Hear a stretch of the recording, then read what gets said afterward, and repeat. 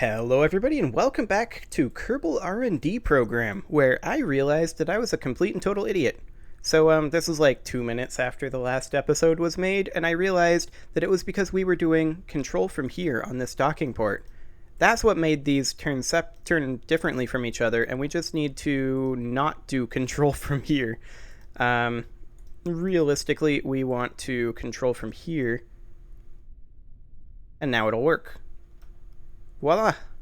Easy peasy. Okay, so let's go ahead and set the docking port over here, if we've got one, as our target. There we go. And let's see if we can actually dock up.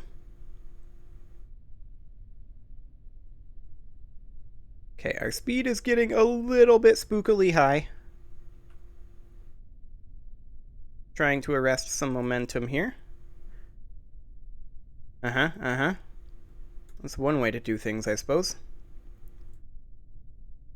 Okay, and we're not fine. This is the one direction we could have not gone. Okay, let's revert that back. And realistically, we just need less speed coming down the ramp. Like I said in the last episode, coming down that ramp, I'm not actually concerned about that in the field because we are landing in a perfectly flat biome. Just gonna go ahead and keep our speed very... okay. How did we flip there? I guess our brake action group is too strong? Let's revert to the VAB. And let's cut our brake action group in half.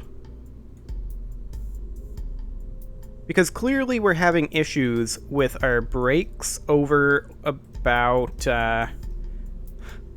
any speed. Any speed whatsoever. So let's try this. And then of course we can always add to this with additional modular components, basically infinite number. But let's go and let's see how it feels with 50% brake force.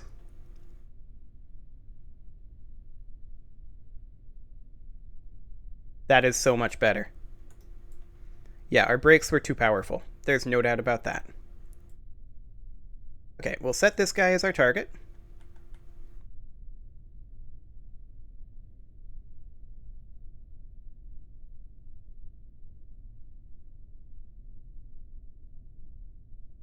There we go. We docked. Would you look at that? Fantastic. Now, it's going to be awful tight to fit another one in here. That's for sure. But we can even move the entire base, theoretically. But I think we are maybe inverted from each other here. Or no, our brake action group is on. There we go. We can move the entire base. Look at that. That's only slightly ridiculous. Okay, let's not do that for now. But yeah, I'm very concerned about the prospect of getting another science lab in here. Maybe we want to angle these away from each other ever so slightly. Let's go ahead and recover this. We've got most of our issues ironed out at this point.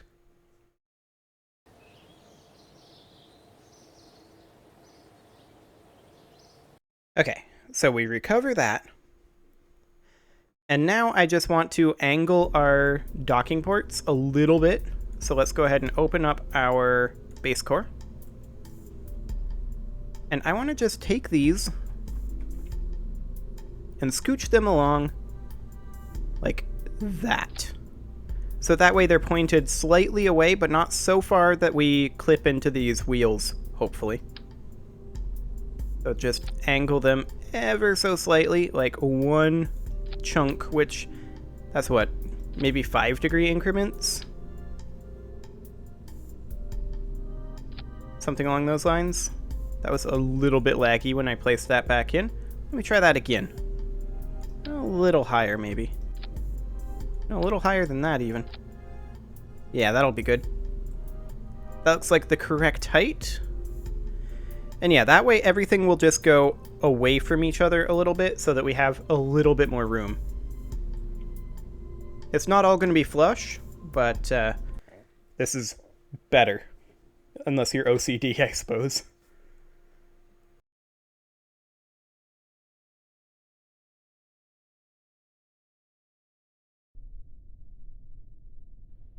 Okay. So yeah, it's just gonna they're just gonna angle out slightly away from each other. With any luck, we'll have enough room to fit multiple modules. It'll be a little wacky looking, but I'm sure it'll be fine. Did we save the break? Oh, we didn't. But it's fine for this thing. This thing is very, very stable. Look at that. I am shocked at how stable this thing is. Like, it really should have flipped over right there. Okay, well, that'll do. Back to the Space Center, and we're just going to attempt to dock 2 science modules to it side by side. I just want to make sure, because that's going to be about our maximum width for a module here. And we're going to be needing to bring in several different modules, but each one is going to be kind of its own design. So let's go ahead and, actually, I'm going to make sure that this is saved. And then I'm going to open up the science module. And yeah, we're going to have like habitation modules and mining modules and refinery modules. Those might be combined together. Fuel modules, power modules. All of these things are going to be important. And ultimately, we're going to need to eventually have a couple of rovers up there as well. One to move around Kerbals, and one to move around, in particular, fuel.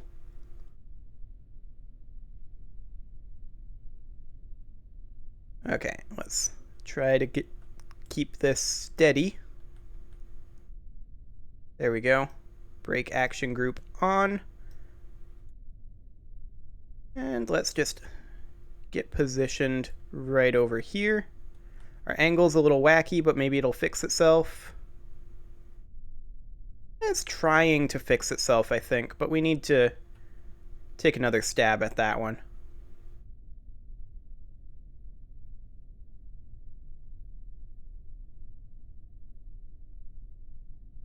There we go. There's one attached. And we'll head back to the Space Center, and we're going to try to put in a second one. We're going to have to be careful. Our wheels are going to be pretty close together, and I don't want to pop our wheels. That would be unfortunate. In case we need to reshuffle or something. But I just want to test this. So we're going to launch a second science module. There is not any particular time where we're going to be looking at a scenario where we have 2 science modules latched onto this thing like this.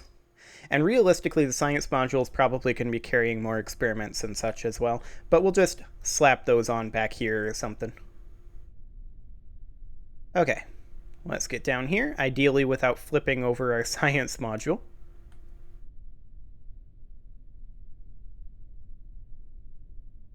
Brakes can come off before we turn too much. Go ahead and set this guy as our target.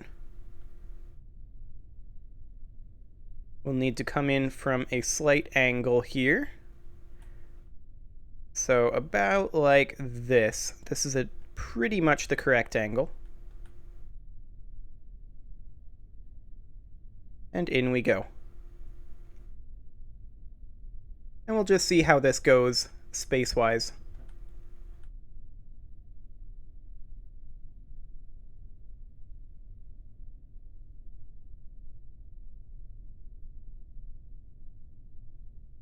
That's not quite the correct angle. It's very close, but not quite it. We need to head slightly this direction. And let's try this again.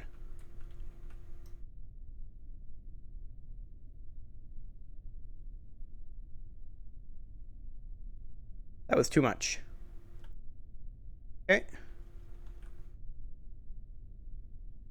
Let's, come on, this way. Ever so slightly. Okay, now we'll try this. Now this should be about the right angle. There we go. Look at that. Glorious. Now, it's going to be a little awkward trying to haul all this around if we want to move. For one thing, we've got this going on now. So, good luck. But realistically, we can just decouple and recouple and move each piece independently. That's not a huge deal. But yeah, this appears to be quite functional. So we are basically ready to send this. I mean, the other thing, of course, constructed the first outpost on Kerbin. I didn't know that was a thing. Performed a docking maneuver on Kerbin, too. I didn't know that was a thing either. Okay, well, that's fine. So realistically, I mean, looking at this, I mean, we wouldn't have these nose cones, but this seems fine. Honestly. We're able to expand our outpost pretty well, like this, and then we're able to just slot in whatever we need for this, which will ultimately be more crew cabins and more monopropellant for some reason. What else do we need on this thing? 8 Kerbals.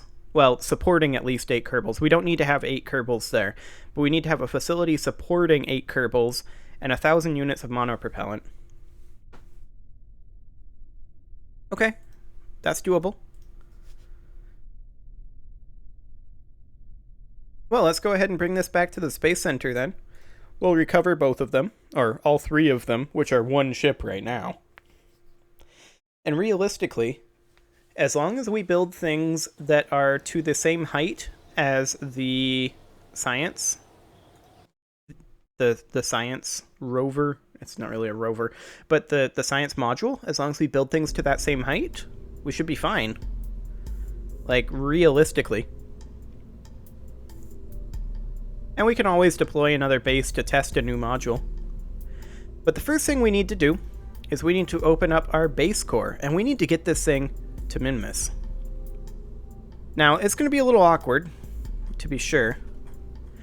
One thing that I think we want to do is I think we want to remove this nose cone and decoupler.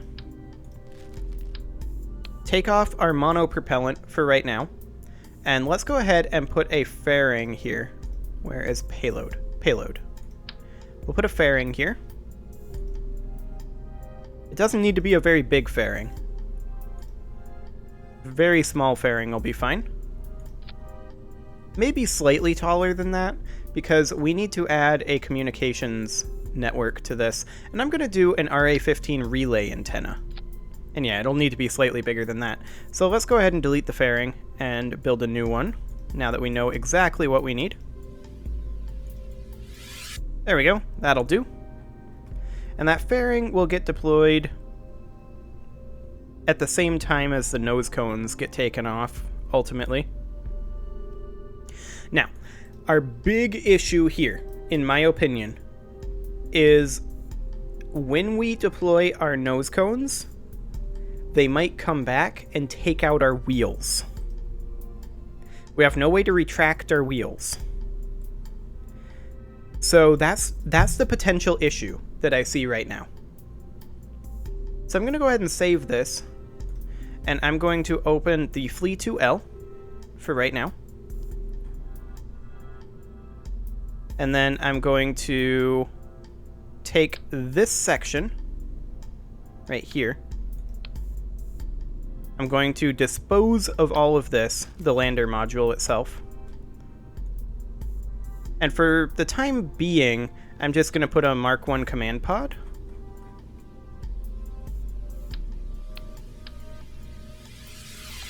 And we're going to save this as simply the Flee2. And then we're going to go ahead and reopen our base core. There we go. And then we are going to merge in our Flee2. Attach it there, remove that section, get rid of the pod, and there we go. We've now got a Flee2 on this thing. I'm very concerned about these wheels going through the atmosphere. That's the big thing right now. So we'll need to do a test launch here. The other thing that I'm concerned about, of course, is our nose cones coming back and hitting our wheels. But let's just check our staging quick. That all looks good. Then we detach that, and our center core comes. Yep, and then we detach that, and our second stage lights up. And when our second stage lights up, we can get rid of our fairing and our nose cones, realistically. Okay. And then our third stage is our landing stage. That would light up after we decouple here. Do we not have a decoupler here? I do believe we don't. Okay, we need a decoupler. There we go. Where did that decoupler go? Here. Fair enough.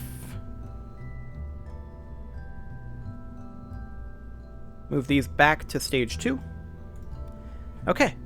And I think we're pretty much ready to go. I'm going to go ahead and save that as the Flea 2 base core. And next episode, we're going to launch this and see how the wheels handle the ascent through the atmosphere. That's the big concern here. Subscribe for more, and I will see you all next time.